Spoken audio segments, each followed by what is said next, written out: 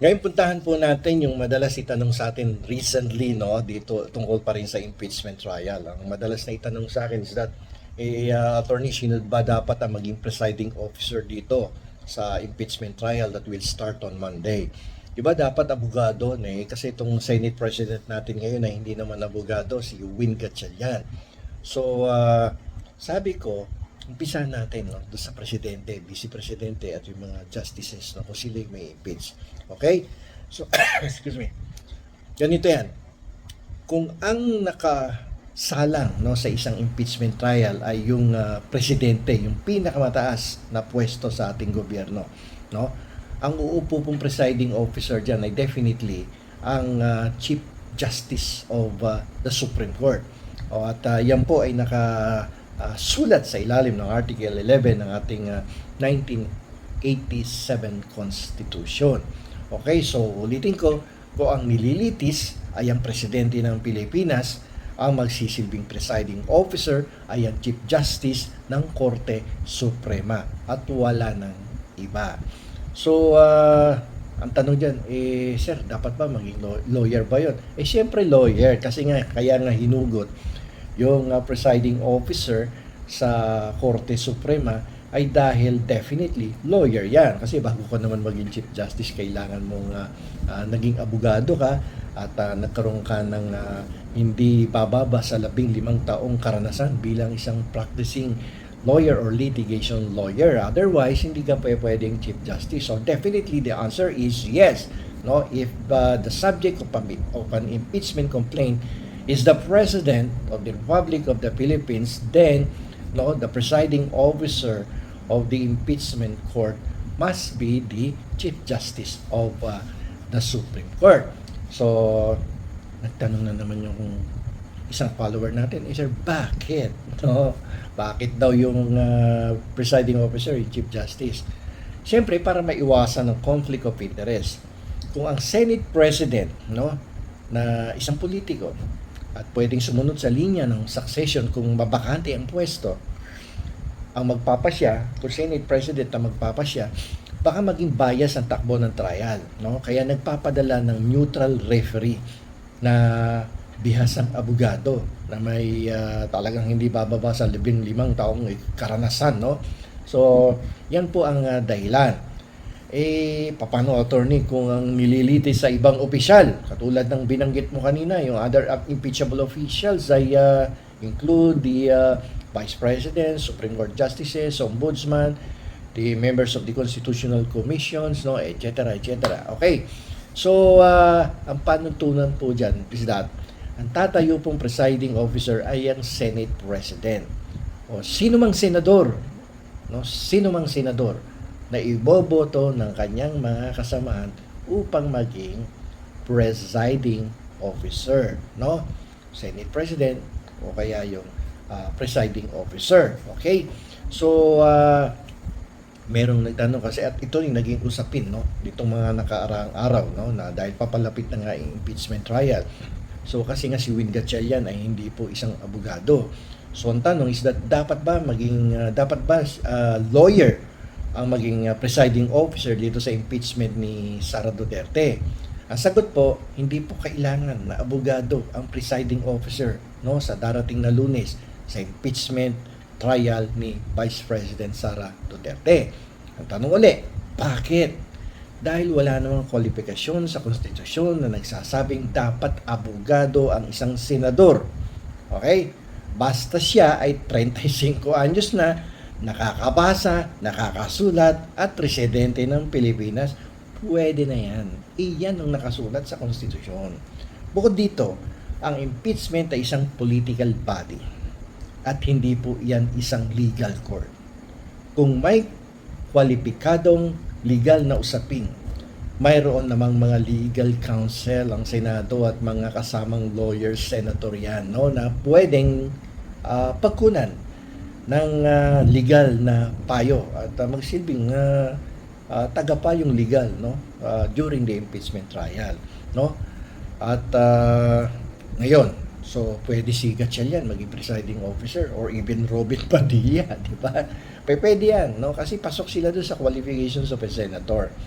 So Ngayon, ang mangyayari diyan pagkatapos ng mahabang litisan, pagkatapos ng trial, no, after a month, after 2 months, after 3 months, no, magbobotohan ng mga senador. Magbobotohan 'yan para mahatulan ang isang opisyal, no? Kailangan ng 2/3 votes ng lahat ng miyembro ng Senado. Dito na po pumapasok ang dalawang posibleng kahihinatnan. Okay? So far, ang talagang boboto ngayon dito, 22 kasi nakakulong isa. Yung isa naman nagtatago sa batas. At meron pang isa na posibleng makulong, no? Anytime now, no? Dahil may kasong plunder. Okay. So, ano mga possibilities, no? Kapag natapos na yung trial? Magde-decide siyempre ang impeachment court. Whether it's an acquittal or conviction. So kung hindi po nakuha ang mandatory na 2/3 votes, no, ang opisyal ay acquitted. Mananatili siya sa kanyang pwesto. Hindi siya matatanggal na vice-presidente. Sa ilalim po ng ating konstitusyon, ligtas siya sa loob ng 1 taon, no, dahil sa 1-year bar rule. Ibig sabihin, bawal maghain ng isa pang impeachment case laban sa parehong opisyal sa loob ng 1 taon. So that is the first possibility, no? Acquittal. Paano kung na-pressure itong mga senador at sangkatutak na ebidensya pala ang iniharap laban sa vice presidente at walang kakawala-kawala, no? Isang track ng ebidensya. Siyempre, pressured lahat ang senador, whether pro or anti-Duterte yan, no? Magkakaroon ng conviction. Kung nakuha ang 2/3 votes, ang opisyal ay convicted. Ano magiging epekto? Tanggal sa pwesto. There will be a removal from office. Agad-agad, forthwith, remove from office. Okay? At ang masakit nito, hindi lang removal yan. There is another rule na sinasabi sa ating saligang batas na disqualification na humawak ng kahit anong posisyon sa gobyerno habang buhay ka pa.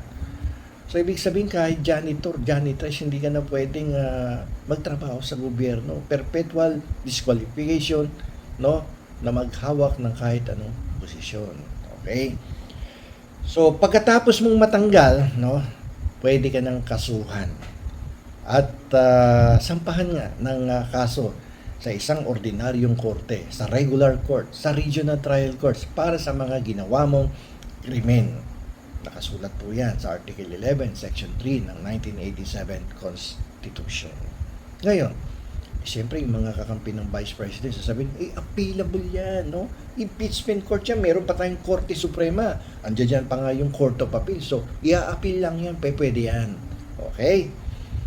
Pwede yan sa ordinaryong korte. Kasi sa ordinaryong korte, pag natalo ka, pwede kang umapila sa Court of Appeals. From the regional trial court, you can file your appeal, no, sa Court of Appeals. Pag natalo ka pa rin sa Court of Appeals, andyan pa ang Supreme Court. Pero sa impeachment, pwede mo bang gawin yan? Hindi. Kasi ang desisyon ng Senado, ang huling sayaw ng El Bimbo. Yan na ang huli. No? Final and executory na. Kaya nga sabi ko kanina, agad-agad tanggal ka sa pwesto. Ibig sabihin, walang apila yan. Ito po gaya ng nilinaw ng Supreme Court sa pamosong kaso ng Francisco versus House of Representatives na madalas nating i-discuss. Ang kapangyarihan ng impeachment ay eksklusibong ibinigay, exclusively, no, conferred, no, by the Constitution to Congress. Ang Korte Suprema ay nagpapatupad ng judicial restraint, no? Okay, meron tayong tinatawag na mind your own business rule. Hindi po pwedeng pakialaman ng Korte Suprema ang mismong desisyon or wisdom ng Senado. Bakit nila ginawang guilty or not guilty ang isang public official, and in this case, the Vice President. Dahil ang Senado po ay binubuo ng mga kinatawan ng bayan. Ang hatol nila ay hatol ng taong bayan. Kaya hindi mo pwedeng i-apela yan sa Court of Appeals na papunta din sa Korte Suprema. Tapos na ang laban. Pag nagdesisyon ng impeachment court ng conviction or acquittal, tigil na ang kaso. Walang mas mataas na korte na pwedeng takbuhan pagkatapos ng hatol ng Senado. Pwede lang sumilip ang Supreme Court kung may hayagang paglabag sa procedure. Halimbawa, yung kung niliitis ka, tapos wala namang botohan, tapos nagkaroon ng decision. Mali yan, no? May procedural defect yung naging proseso. Tatakbo yan sa Korte Suprema. Bakit? May violation ng Constitution. Pero yung mismong hatol, kung dapat ka bang tanggalin o hindi, siyempre, Senado ang hari, no? At ang desisyon nila ay, sabi ko nga kanina, final and executory. Okay? Okay, so para hindi kayo malito, no? Tandaan po ninyo na ang huling hirit diyan pagdating sa impeachment ay ang Senado, the impeachment court. Kapag yan nag-decide, wala nang pwedeng pag-akyatan pa ng kaso. Kaya kung mapapansin po ninyo, no, lahat ng paraan, lahat ng estratehiyang pampolitika inagawa na ng mga kaalyado ng Vice Presidente, nag-rally sa EDSA, ginawang dahilan si Marcoleta, pero ang mga supporters ng mga Duterte na nandoon sa rally nung isang araw, ang sinisigaw, pangalan ni Duterte, Marcos resign. Meron pa ngang isang konsehal from Quezon City na ang sabi niya ay hindi sila aalis ng People Power Monument hanggat hindi bumababa sa kapangyarihan ang Pangulong Ferdinand Marcos Jr. Pero nag-alsabalutan na nga sa EDSA, pumunta sa Liwasang Bonifacio at lumong-lumong nagsilisan kaninang late afternoon dahil hindi nakapag-produce ng tamang bilang. Ayun, umuwing luhaan at yung nagsabi na hindi aalis sa EDSA kung hindi bababa si Ferdinand Marcos Jr., ang ating Pangulo, ayun, umuwi din ng bahay at nakalimutan na ang kanyang mga pinagsasabi nung isang araw. Para tong walang palabra de honor. Okay.